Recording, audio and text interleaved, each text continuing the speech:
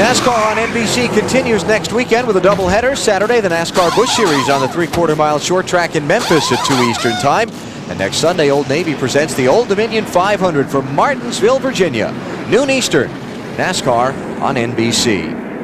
It's a nice little half-mile short track fender bending fest, too. Oh, man.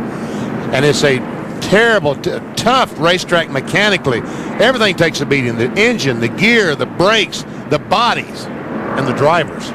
You know, and it's a half-mile racetrack, but it is so physically demanding. Yeah, you're standing on the gas, standing on the brakes, standing on the gas, standing on the brakes for 500 times. More than that. That would be 1,000. You gotta do it twice. I knew the mathematician would bring it up.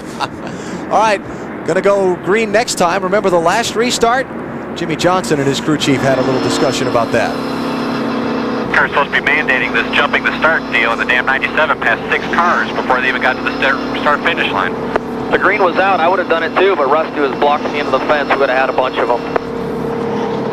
There you go. He was saying that Kurt was justified in doing that because the green flag was in fact out. Now let's watch this time. I bet you'll see these guys up against the wall a little bit closer this time on the restart. They're not going to give anybody an opportunity to pass them on the right.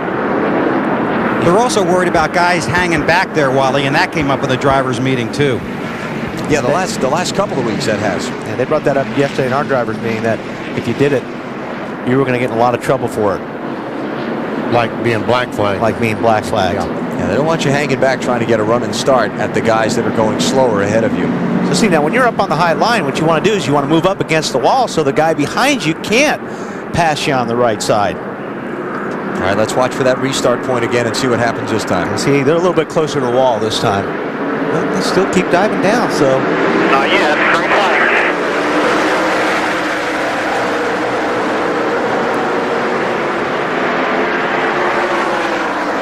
21 car, Elliott Sadler, the red machine, trying to get a lap back. 24th place, first one a lap down.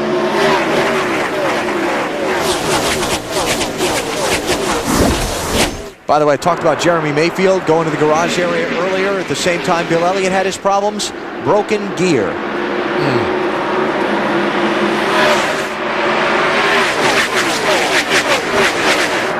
Sadler and Kenseth comes by nose to nose. A dead heat almost. But again, the 21 car is a lap down. On board with Elliott, the Motorcraft Ford. Got a pretty good run off of 2 that time. And here comes Mike Wallace in the 14. It's like Matt may have pushed up the racetrack getting off of 2 that lap, and that was just enough for the 21 car of Elliott Sadler to pull in front of him. Mike Wallace also trying to get a lap back from the leader. Second place car is Bobby Labonte in the 18. Matt? Allen under that caution. Bobby Labonte was talking to crew chief Jimmy Makar. Makar said, Bobby, I don't know what you can do about protecting that outside and not have someone do a move like the 97 did, but Bobby said, I don't really want to go out there because I don't want to get stuff on my tires and build up as the rubber that comes off the tires for folks at home that can get on those hot tires, and then it makes it awful hard to turn when you go in the corner. So he was just going to try to do what he could. Well, he's got bigger problems now because Labonte, the 18 car, has gone for the lead, has taken it. Kurt Busch trying to take over second spot. First time today, Bobby Labonte has led.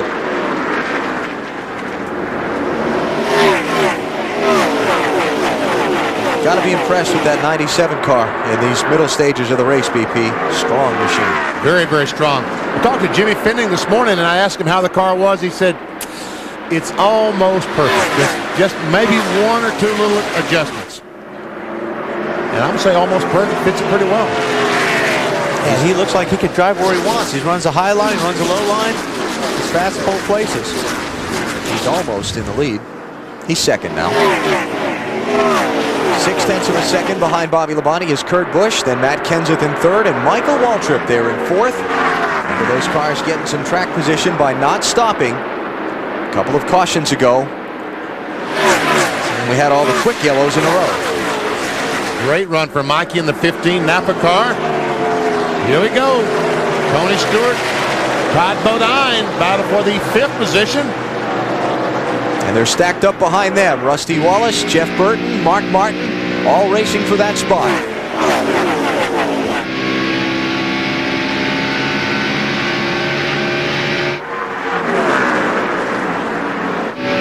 Todd uses that outside line, gets a great run on Tony, but can't clear him.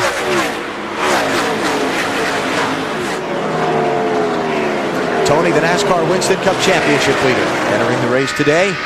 First time in his Winston Cup career, he has led the standings. That car led, what, 16 laps at the opening part of the race. Slid in front of that car.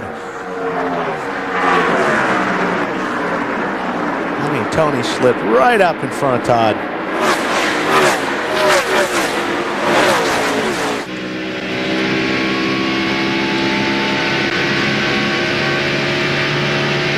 Here comes Rusty. Hey, look at that. Tony's up in the high lane. Well, that's because his spotter told him that Rusty was on the inside looking. Otherwise, he'd have been on the white line. Yeah, and I don't think he wants to be there. Now the spotter can tell him 26 on the inside. Woohoo! That's a power move by Tony.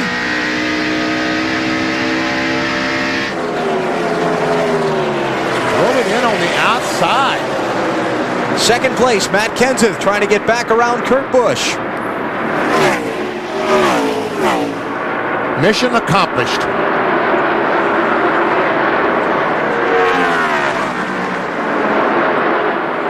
Almost at the 250-mile mark of this race. Caution flags. We open the race under the yellow flag. Oh, Busch just hits the wall off 4.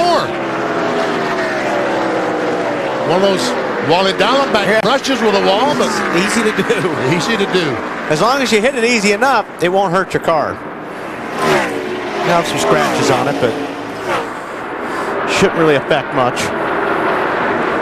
Couldn't tell. I just saw the concrete fly. Couldn't tell what kind of impact he had. And Kurt Busch's car all of a sudden he started to struggle with this car. That's okay. Yep. We can still reach Sharpie.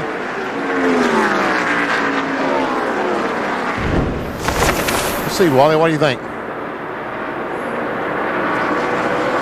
Oh, that was an easy hit. Oh, Just a grazing. Just a That touch. doesn't even count. Okay. Well, I saw concrete fly. So. You did. Yeah. Just a grazing. Yeah. Here's our leader, Bobby Labonte. Time for the singular call to the pits. I think we'll dial Matt Yoakum today. Matt, what you got? Well, Alan, back like the fall of 2000 when Bobby Labonte won this race. Back out front, Jimmie Makar, you last pitted at lap 132. What's the game plan now? Well, right now we got the car pretty good. We've been working on it since the beginning of the race. It's been too tight. Every change we made the car a little bit better. Really pretty happy with the car right now. So plan from this point on is to try to stay up front, stay in clean air, and try to stay with the racetrack as it cools down to see if the changes, we can stay ahead of it with our changes, will be okay. When do you think you'll stop next? At lap 200. I've got lap 200. That 18 car very fast on the long run. Bobby with a little concern on the short run. Another car that's pretty fast right now is that 21 car.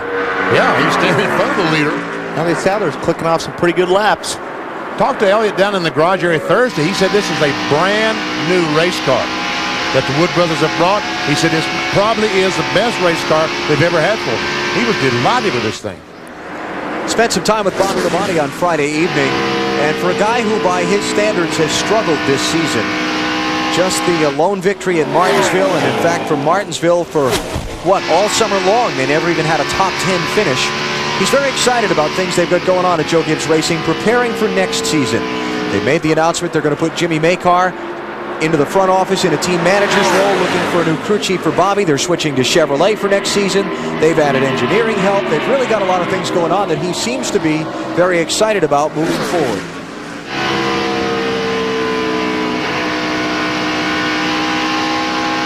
Joe Nemechek has just taken his car to the garage. Would only be the second driver to fail to finish if he is indeed out. Labonte's out in front, just past halfway in the UAW GM Quality 500.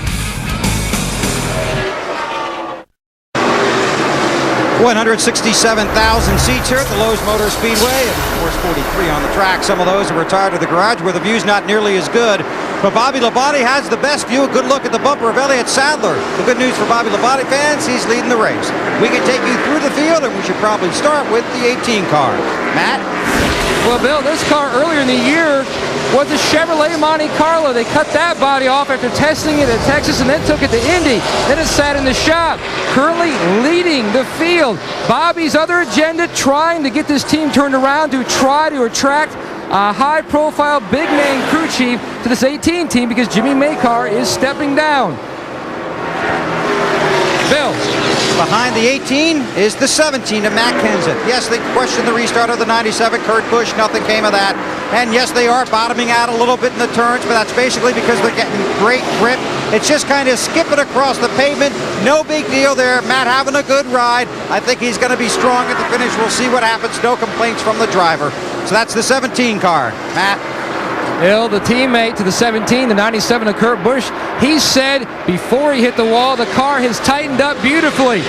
And then back a few laps ago on 172, he said that the car is now tight and then loose up off the corner, partly due to the fact that the sun has come out and also where they are on their cycle.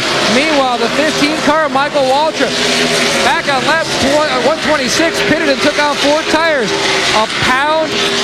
A battle with the 2 car, Rusty Wallace. Wallace makes the pass. It took 1 pound out of all 4 tires. The car was a little loose earlier. He likes how the change has affected the race car. Man, oh man, he said, I was fixing to get on my horse and ride on out of here. Dave? Matt, Rusty is very happy with his car, obviously passing the 15, but he did radio in that his windshield definitely needs to be cleaned now. Remember, we talked about not getting the extra man to do that last time. When he reported it, it was about 30 seconds after the sun broke through here, so we could tell the windshield very dirty on Rusty's car. The 99 of Jeff Burton has stayed out the last 2 times. Checked with crew chief Paul Andrews. He said that's because their car is great. They will need to make a pit stop around lap 190 to 195. The last time they pitted was lap 133. Bill? Well, the last time that the 28 car of Ricky Rudd pitted, well, I'll tell you what, let's talk about the 20 first of all. That's Tony Stewart. One word from him just a few laps ago. Tight. 2 stops ago, they made a track bar adjustment on that 20 car, and that made it better on the get-go. It was good on that entire run the second time, but that was a short run. This is the run they wanted to see.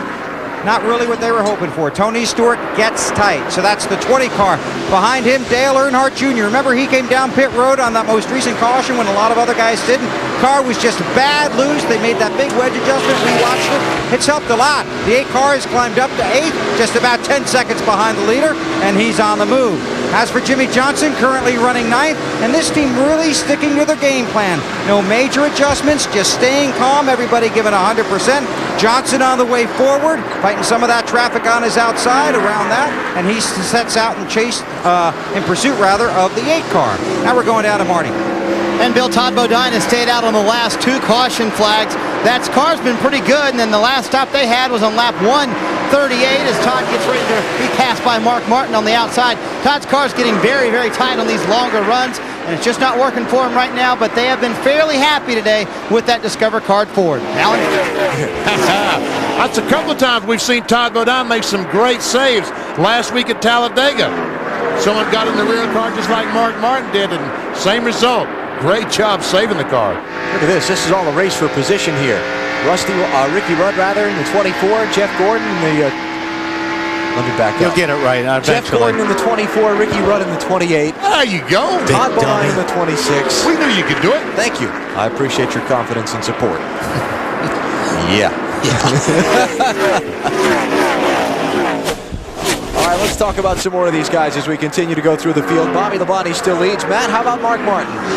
Well, Mark Martin has faded out of the top 10. He just climbed back into the top 10 in the 10th position. He's been fighting a tight race car most of the afternoon. Back on lap 133, they made a wedge adjustment. It hasn't seemed to really help the race car. It is still tight, Bill. They're talking about another wedge adjustment on his next stop.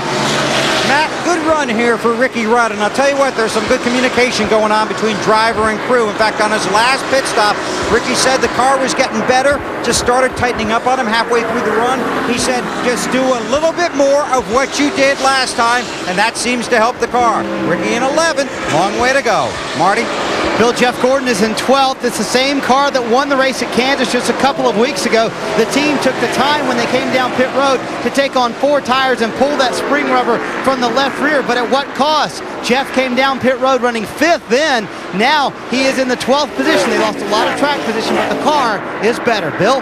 Dale Jarrett went backwards at the beginning of this race because he couldn't get back in the gas fast enough in the turns. The car was so loose. They made some adjustments, then it got too tight. Then they came in, made a track bar adjustment 2 stops ago. That helped the car. No changes last time. Just 4 tires and fuel. Dale Jarrett currently running 14. Yoakum.